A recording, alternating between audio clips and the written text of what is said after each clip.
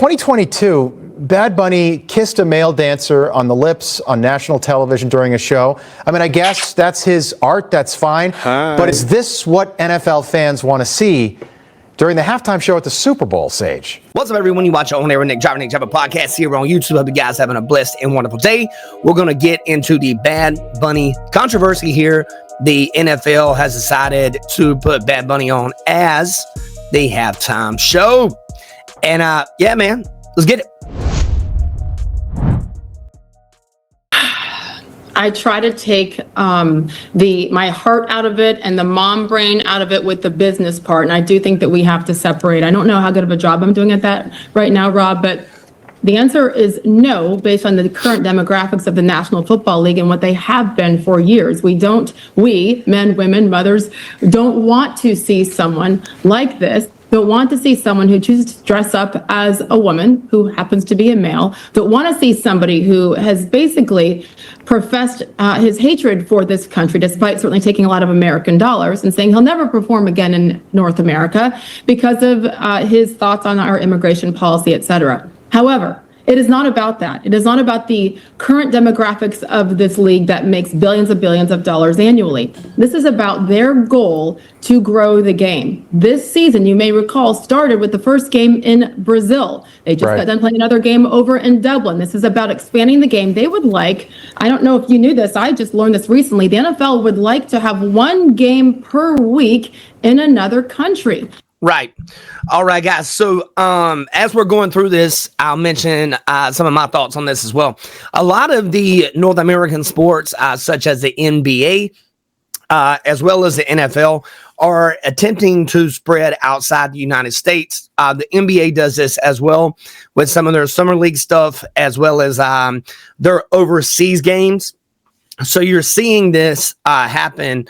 And what this basically is a reflection of is Bad Bunny being a Latin artist. They're attempting to spread into different countries, which are maybe heavier supporters of this type of artist, which, you know, Bad Bunny can do whatever he wants. He doesn't have to, you know, hey, I am all about grown people living whatever life they would want to live. However, the issue you're running into here is he's really been anti what you would consider American when it comes to the actual policies that he supports. That's where this issue is coming in. And on top of that, there's been a lot of talk about demonic worship and stuff like that. Now, I'm gonna be honest with you guys. You guys can let me know in the comments if that is a thing that he actually does, or if he's just out there living his best life, kissing guys. I don't know. But you guys let me know. I don't really follow Bad Bunny, but this is a pretty popular story. I thought I would touch on it here. This is their goal to expand. So they don't care what we think, the ones that have made them as successful as they are right now. They care about expanding. It all comes down to the almighty dollar. And don't forget who's in charge of booking these halftime guests. That is Rock Nation. That is Jay-Z. For those of you who don't know, take a look at Bad Bunny. This isn't just about us being cranky conservative. Jay-Z, you know, he is booking these halftime shows. I mean, the Bad Bunny thing to me is not that far-fetched, considering they had Kendrick Lamar on last year and he called Drake a pedophile on live television, which was insane to me. That went way beyond Notorious B.I.G. and Pac stuff. This guy's demonic. There are some very disturbing things he is promoting. My 20-year-old kids have said, Mom, I don't even watch him anymore. So it's disturbing, but I think it's probably a good business decision based on their goals to expand. Interesting. Jay-Z put out a statement saying Benito, that's Mr. Bunny's name, Benito has done and continues to do for Puerto Rico is truly inspiring. We are honored to have him on the world's biggest stage. That, to me, stage is a political message. How did you take that?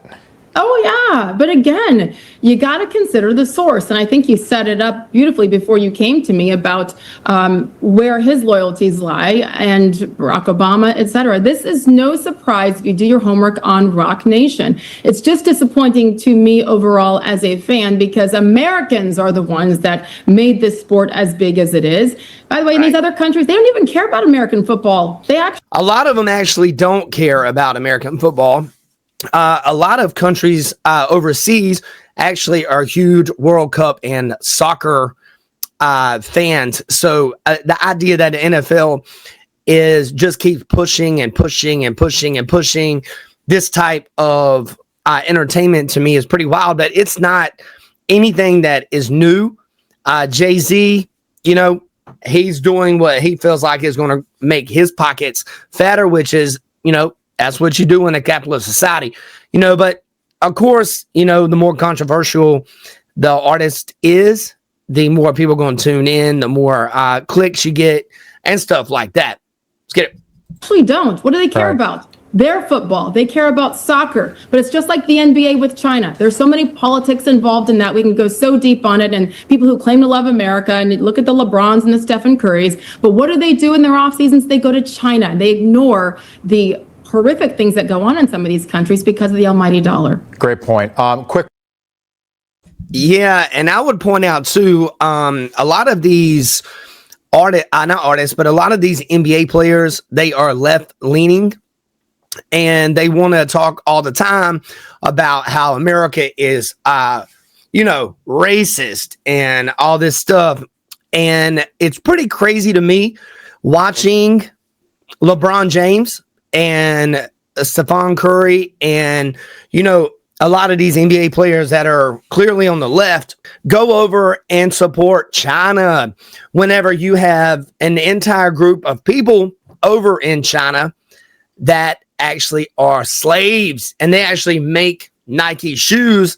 It's really crazy that some of the things that goes on in these people's minds is pretty crazy to me. One, and then I want to move on. But NFL teams this season have 4 messages in the end zone: end racism, stop hate, choose love, and inspire change. Can I ask you, 5 years after George Floyd and the Summer of Love, why is Roger Goodell still endorsing this? Because it's safer, it's easier. At the end of the day, think about what he did or didn't do after Charlie Kirk's murder, though. They didn't make a real statement as a league, just like they did after George Floyd and Black Lives Matter, which was disappointing to many people like me. Right. But what they did is they left it up to the teams, and the teams are the ones to decide. So it's kind of a cop-out to me. But then I do know that at the NFL and the team level, they have conversations. They might even have votes in their locker rooms with the players. And what do the players want to remain in their end zone? So I think it's probably up to each team, up to each player, up to each coach. To me, enough is enough. More importantly, I think it's ignored. People laugh at it now. I am just disappointed that at the level of I laugh at it. I laugh at consistency, though. If you can do. Yeah, guys. So you guys let me know in the comments what you actually think about this story. To me, it's not a far-fetched thing that they are actually doing this, and they're actually supporting something as wild as, Bad Bunny. But at the same time, the world is in such chaos. People on the left, it's not everybody on the left, first off, but you have a hyper violent, extreme leftism going on in America. And you know what? People support these types of things. Charlie Kirk, was a man of God. He went out there, had conversations with people that had different viewpoints than him. He was murdered in front of all of us. His death was auto-streamed to everyone for 48 hours. I touched on that with Barry Donegan on my from Look What I Did on one of my podcasts a couple weeks ago. I mean, what do you do in this situation? Vote with your dollars. I would say don't cancel anybody. Just vote with your dollars. Pay for the things you want to see. That's how you change things in a capitalist society. Guys, have a blessed day. Take care.